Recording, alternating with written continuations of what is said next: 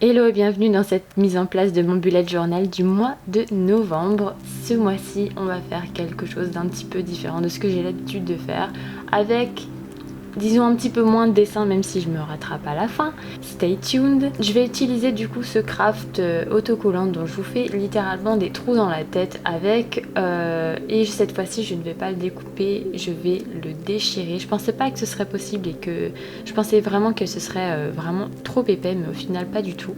C'est un truc que j'ai vu pas mal sur Pinterest de manière un petit peu différente et j'aime vraiment le rendu.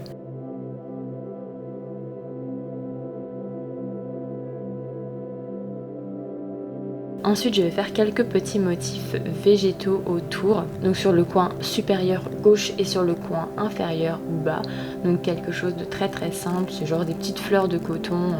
C'est pas forcément homologué ni quelque chose que vous retrouvez dans la nature évidemment, mais c'est pour ajouter une petite touche un petit peu plus détaillée. Pour ça, j'utilise une mine en 0.3 avec une mine 0.1 quand il s'agit de faire les détails au niveau des fleurs parce qu'elles sont vraiment toutes petites du coup.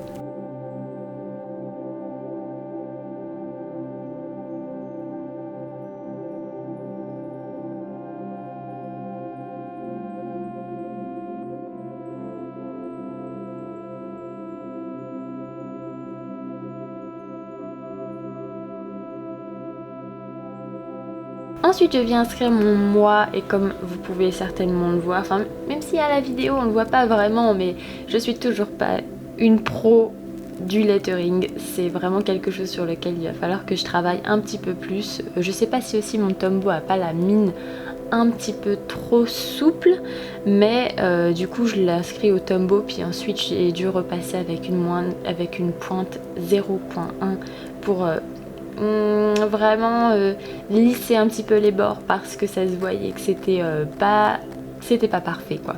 Du coup, si vous êtes un petit peu comme moi, que vous n'êtes pas une pro du lettering, faites ça. À la fin, c'est le même rendu, hein, très sincèrement. Mais bon, il va falloir quand même qu'on travaille dessus, on est d'accord. Ensuite, je viens avec mon stylo blanc ajouter un petit peu de relief à tout ça. Donc, je viens créer des bords, une espèce d'ombre en blanc sur les bords de mes lettres, mais pas sur tous les bords évidemment. Donc une fois sur le bord intérieur et aussi sur le bord extérieur, toujours plutôt à droite de mon trait noir. Et le rendu est super sympa, ça ajoute vraiment beaucoup de relief, d'autant plus que je vais vraiment utiliser ce stylo blanc tout au long de la mise en place, donc ça apporte vraiment un côté harmonieux quoi.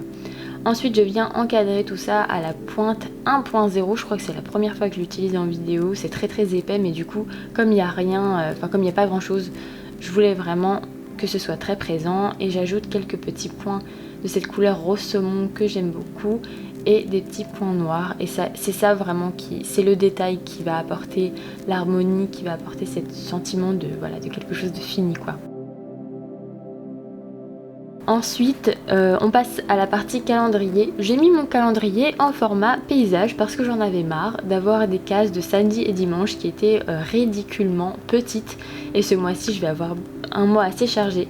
Du coup, il va absolument falloir que j'ai de la place. Du coup, je l'ai mis en paysage. Écoutez, c'est assez inhabituel, mais je pense pas que ça va me déranger plus que ça.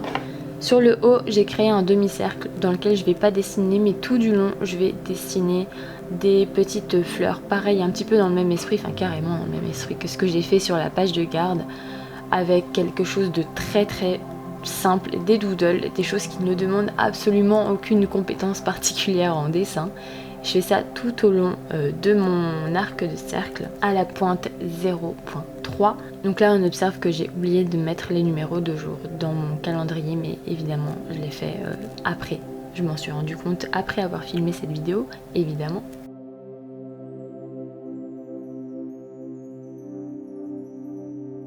Et puis je viens coller du coup cette demi-lune en craft autocollant toujours. Et un cercle en craft aussi que j'ai découpé de manière à ce qu'il puisse épouser la forme de mon calendrier. Donc sur le craft je vais dessiner au blanc et dès que je passerai, que je déborderai sur la page, je vais passer au stylo noir. Ça fait un effet un petit peu, je vais pas dire en 3D, mais ça fait un effet qui est très sympa, qui est très élégant, C'est très très simple. En plus, le seul challenge, c'est vraiment d'avoir un stylo blanc qui marque très bien et avec lequel on puisse véritablement dessiner. C'est pas évident les stylos blancs, hein. Celui-ci est assez sympa, comme vous voyez, j'ai pas de problème pour dessiner avec. Je vous le mettrai dans la barre d'infos. Mais du coup, voilà, et toujours dans cet esprit petite fleur, très minimaliste, très facile à faire.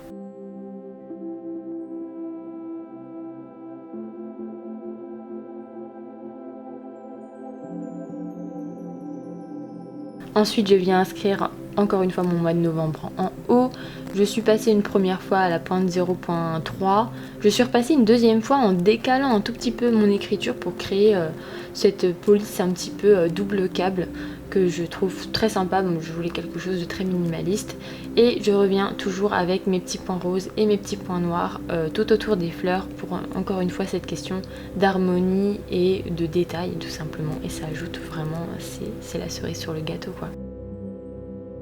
Pour ma page objectifs et favoris, ce mois-ci il n'y a pas de dessin, c'est très rare, mais là j'avais décidé de faire quelque chose un petit peu plus dans l'esprit scrapbooking. Scrapbooking très léger parce que si vous mettez scrapbooking sur Pinterest, vous êtes juste pas prêt. Mais là, du coup, j'ai pris mon craft autocollant, j'ai fait un contour. J'aurais pu prendre la totalité du rectangle pour me faciliter la tâche, mais je trouve que c'est un peu du gâchis puisque ça va être caché derrière une petite feuille de papier blanc que j'ai découpée, qui n'a pas de point, donc vraiment dans la vraie vie ça fait vraiment une plus grande différence. Et je viens utiliser des petits masking tape que j'ai eu sur la boutique Washi Tape qui sont très bien, qui collent très bien et qui sont très jolis. Je vous les mettrai dans la barre d'infos aussi. Donc vraiment dans cet esprit collage, album photo. Là je sais qu'il y a plein de gens qui font ça. Je viens inscrire mes objectifs et favoris, mes 2 titres. Et ensuite je m'arrête là, je ne dessinerai pas sur cette page, je la trouve très bien comme ça. Je trouve que c'est un style qui est assez différent, que j'ai jamais fait et j'aime beaucoup. Pour la page de gratitude, c'est pareil, je suis restée petit craft autocollant pour le titre, petit masking tape, j'inscris le mot gratitude et je reprends le dessin du coup avec le noir dès qu'on est sur le papier et le blanc dès qu'on est sur le craft, donc toujours avec mes petits motifs végétaux tout simples, mais mine de rien je trouve que ça rajoute quand même quelque chose quoi. Si je les avais pas mis, on serait resté sur quelque chose de un peu trop simple à mon goût.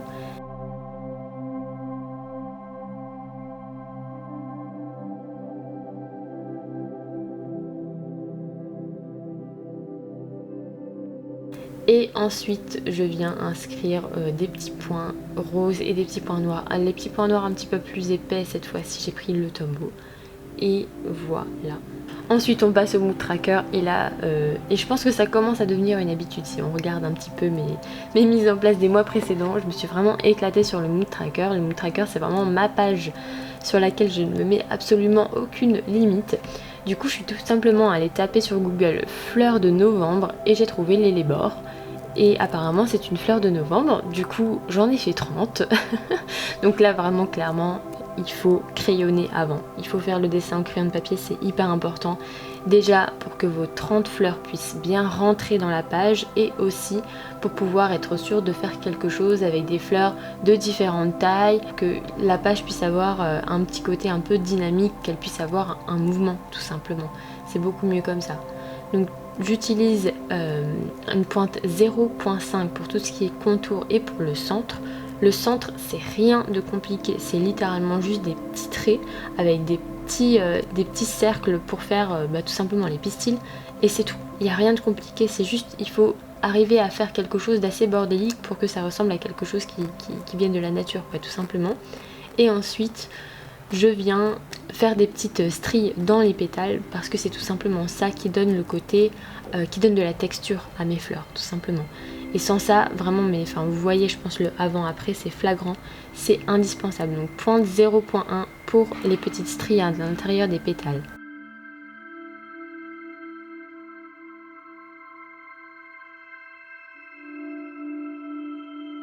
Et ensuite, comme je vous disais, j'ai fait plusieurs tailles, plusieurs dispositions. Je vous ai épargné la totalité du processus parce que je ne vais pas vous cacher que faire 30 de ces petites fleurs aussi détaillées, c'est extrêmement long.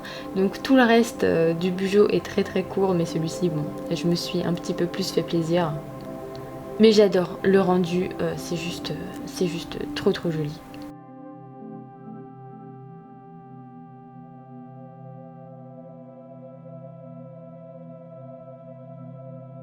Je n'avais pas ce qu'il fallait pour faire un fond, donc j'avais pas, voilà, j'avais pas de couleur assez pastel et assez claire. J'aurais bien voulu avoir un jaune très très clair ou un beige très très clair, mais je n'en avais pas. Si vous en avez, ce sera encore plus joli.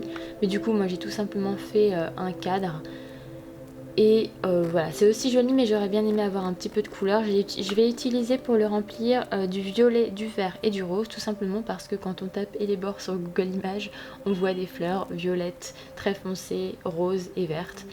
Et voilà, j'espère que cette mise en place vous aura plu. Personnellement. Encore une fois, je suis fan de mon mood tracker. Je le trouve juste trop beau et je suis sûre que je vais adorer le remplir. J'espère que cette mise en place du coup vous aura inspiré. N'hésitez pas à me dire dans les commentaires si vous allez la reproduire. Et sinon, moi je vous dis à la prochaine dans une prochaine vidéo. Ciao!